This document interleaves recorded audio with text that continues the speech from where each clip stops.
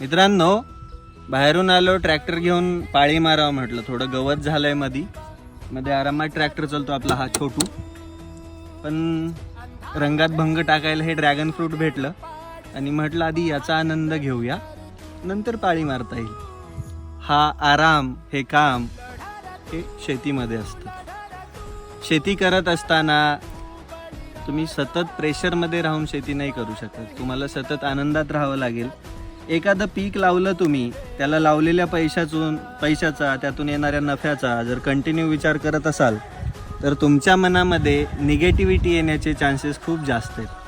त्यामुळं प्रोसेसवरती विश्वास ठेवायचा, आपल्या कष्टावरती विश्वास ठेवायचा, आपल्या मेहनतीवरती विश्वास ठेवायचा. हे बघा, धंद्यामध्ये शेतीमध्ये नफा तोटा दोन्ही गोष्टी आल्या, ती सहन करायची कॅपॅसिटी आपल्यामध्ये आली की आपण 100% त्यामध्ये सक्सेस